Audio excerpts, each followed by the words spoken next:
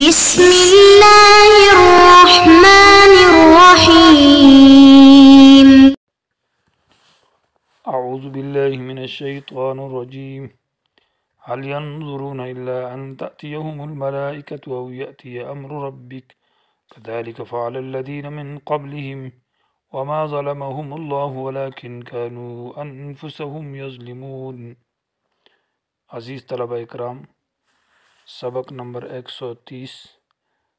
آیت نمبر 23، سورۃ النحل۔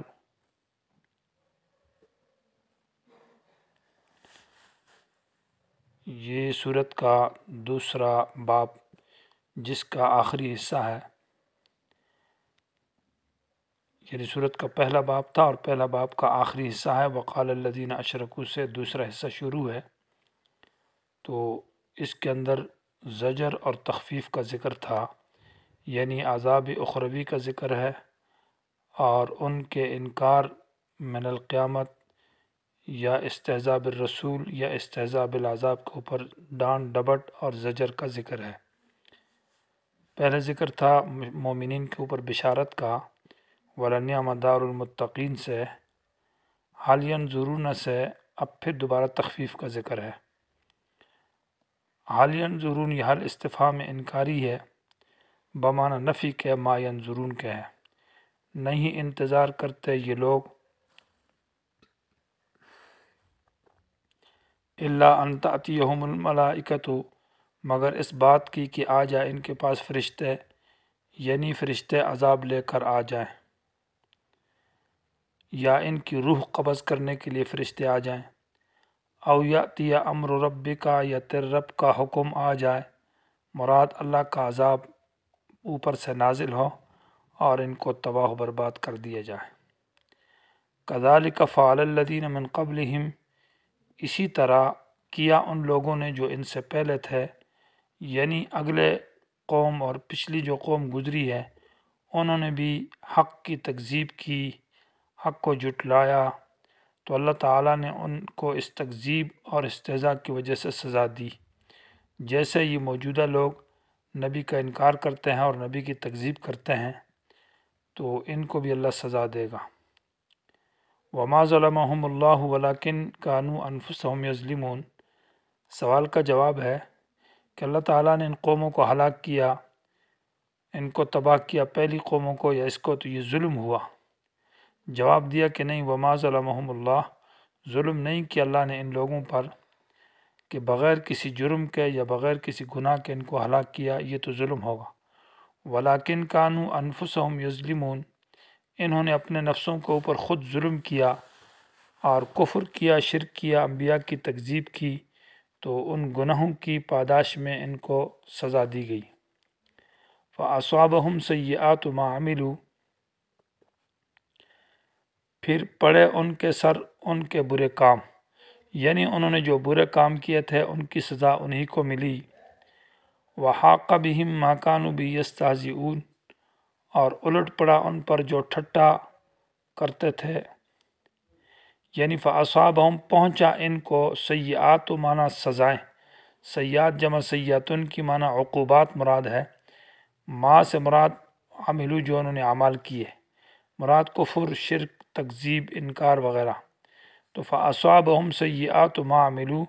ان کے اعمال کی سزائیں ان کو ملی کہ جو ان کے اعمال تھے دنیا میں، وہ تکبر تھا، غرور تھا، شرک تھا، کفر تھا اور بدعمالیاں، ان بدعمالیوں کی ان کو بری سزائیں ان کو پہنچ چکی۔ وحاق بہم، اور پیوست ہو گیا، نازل ہو گیا، بہم حاق نزل بہم، اور پیوست ہو گیا، نازل ہو گیا ان پر، ما وہ عذاب کانوا بہ یستہزئون جس کا وہ مذاق اور استہزاء کرتے تھے اور کہتے تھے فأتنا بما تعدنا ان کنت من الصادقین، کہ اے نبی وہ عذاب لیا جس سے تو ہمیں ڈراتا ہے۔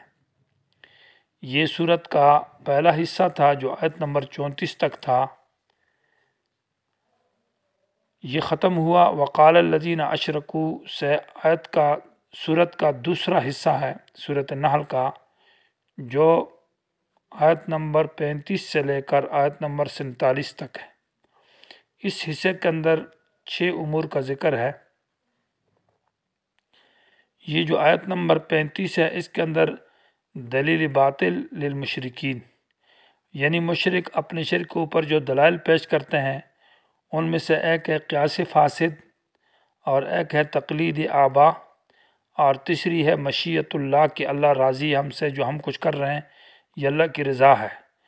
تو جب اللہ ہمیں کچھ نہیں کہہ رہا ہمارے کفر اور شرک پر تو گویا اللہ راضی ہے، یہ گویا کہ ہمارے اس کام کے جائز ہونے کی دلیل ہے۔ تو دلیل مشرکین کا ذکر ہے اس پہلی آیت کے اندر۔ دوسرا مسئلہ آیت نمبر 36 کے اندر ہے دلیل نقلی اجمالی من الانبیاء سے، اور اس کا حاصل یہ ہے کہ اگر اللہ شرک کے اوپر راضی ہوتا تو پھر انبیاء کو نہ بھیجتا۔ جب اللہ تبارک و تعالی نے انبیاء علیہم الصلاۃ و تسلیمات کو بھیجا ہے اور اس بات توحید اور شرک کے رد کرنے کے لیے، تو پھر تمہارا یہ کہنا کہ اللہ ہمارے شرک سے راضی ہے یہ بات غلط ہے۔ اور اس کے بعد تیسری بات ہے تسلی للنبی صلی اللہ علیہ وسلم، آیت نمبر 37 کے اندر، ان تحرص علی ہداہم فإن اللہ لا یہدیہم، اے نبی ان کی ہدایت پر اتنا حرص اور کوشش نہ کر، یہ ان کے اندر عناد اور ضد ہے، یہ ایمان نہیں لائیں گے۔ یہ تین باتیں ہوں گئی۔ بات نمبر 4 الزجر بانکار الآخرہ، آیت نمبر 38 سے لے کر آیت نمبر 40 تک، اس میں آخرت کے انکار کے اوپر زجر ہے۔ وَأَقْسَمُوا بِاللَّهِ جَهْدَ أَيْمَانِهِمْ، یہ قسمیں کھا کر کہتے ہیں کہ اللہ دوبارہ زندہ نہیں کرے گا جو مر گیا اور وہ ختم ہو جائے گا۔ اور اس کے بعد پھر البشارۃ للمہاجرین کی طرف، آیت نمبر 41 کے اندر، جو صحابہ کرام ہجرت کر گئے حبشہ کی طرف ان کے لیے بشارت کا ذکر ہے، اور بشارت دنیاوی اور بشارت اخروی۔ دنیا میں بھی اللہ ان کو دار حسن، اچھا گھر دے گا، اچھا مال اور رہائش کے لیے اچھا ملک، اور آخرت میں تو بہت اعلیٰ درجے کا اجر دے گا۔ پھر آخر میں الجواب من الشبہۃ الواردہ علی الرسالت کا ذکر ہے، آیت نمبر 43 کے اندر، رسول کی رسالت کے اوپر جو شبہ ہے، وما ارسلنا من قبلک الا رجالا نوحی الیہم فاسألوا اہل الذکر ان کنتم لا تعلمون میں، کہ آپ کو ہم رسول اس لیے نہیں مانتے کہ آپ رجل ہیں، اگر اللہ تعالیٰ نے اس کام کے لیے کسی کو بھیجنا تھا تو اس کے فرشتے بہت سارے تھے، ان فرشتوں کو بھیج دیتے۔ تو اس سوال کا جواب بھی ہے۔ پھر آخر میں آیت نمبر 44 کے اندر ترغیب الی القرآن ہے کہ قرآن کو اس لیے بھیجا کہ لتبین للناس، کہ آپ اس کو لوگوں کے لیے بیان کریں۔ اور اس کے بعد آیت نمبر 45 تا 47 تک تخفیف دنیاوی کا ذکر ہے تفصیلاً۔ یہ 6 امور ہے اس صورت کے اندر، جو اس باب کے اندر جن کا حاصل یہ ہے۔ وقال الذین اشرکوا، اور کہا ان لوگوں نے جنہوں نے شرک کیا تھا، لو شاء اللہ ما عبدنا، اگر اللہ چاہتا تو ہم ان کو نہ پوچھتے اللہ کے سوا کسی چیز کو بھی، یعنی ما لو شاء اللہ، اگر اللہ چاہتا، اللہ راضی ہوتا، ما عبدنا ہم عبادت نہ کرتے، ہم نہ جھکتے، من دون ہی اللہ کی اجازت کے بغیر، من شیئن کسی بھی چیز کو، نحن یہ تاکید عبدنا کی نا ضمیر کی، کہ نہ ہم پوچھتے، ولا آباؤنا اور نہ ہمارے باپ، ولا حرمنا من دونہ من شیء اور ہم نہ حرام ٹھہراتے، من دونہ اللہ کے حکم کے بغیر، من شیء کسی چیز کو، کذالک اسی طرح فعل الذین کرتے تھے وہ لوگ جو ان سے پہلے تھے، یعنی وہ بھی اس طرح کی شرک اور کفر کرتے تھے اور یہ کہتے تھے کہ اللہ نے ہم کو اجازت دی ہے۔ فَهَلْ عَلَى الرَّسُولِ إِلَّا الْبَلَاغُ الْمُبِينُ، پس نہیں ہے انبیاء کے ذمہ مگر صاف صاف پہنچانا۔ وقال الذین اشرکوا سے مشرکین کی دلیل کا ذکر ہے کہ مشرک لوگ اپنے شرک کے جواز کے لیے یہ دلیل پیش کرتے ہیں کہ لو شاء اللہ، اگر اللہ چاہتا تو ما عبدنا من دونہ من شیء، ہم اللہ کے سوا کسی بت کی، کسی نبی یا ولی کی یا بزرگ کی یا کسی دربار کی ہم عبادت نہ کرتے کسی بھی چیز کی۔ یہ جو ہم ولیوں کے نام کا نذرانہ دیتے ہیں، شکرانہ دیتے ہیں،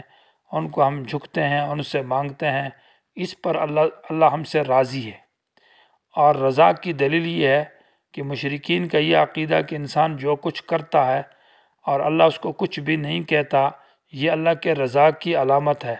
اگر اللہ راضی نہ ہوتا تو جبراً ہمیں روک دیتا اور ہم نہ کر سکتے، ہم مجبور ہوتے۔ لیکن یہ بات ان کی غلط ہے، اور غلط اس لیے ہے کہ اگر اللہ اس پر راضی ہوتا شرک کے اوپر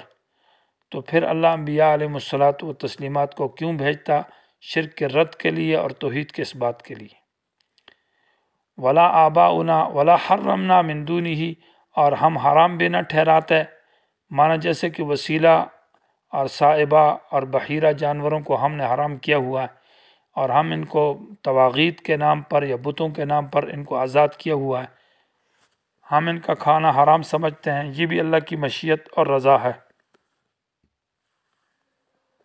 ولا حرمنا، نہ ہم حرام ٹھہراتے، من دونہ مانا من دون اذنہ، اللہ کی اجازت کے بغیر، گویا کہ اس میں بھی اللہ کا اذن اور اجازت ہے۔ من شیء، کسی چیز کو، کذالک، اسی طرح جیسے کہ یہ موجودہ مشرکین اللہ کی مشیت کو دلیل بناتے ہیں اور شرک اور کفر کرتے ہیں، اسی طرح فعل الذین، کیا ان لوگوں نے، من قبلہم، جو ان سے پہلے تھے۔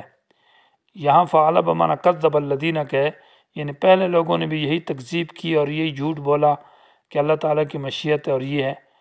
تو فعل بمانا کذب کے تفسیر زاد المسیر۔ فحل علی الرسل،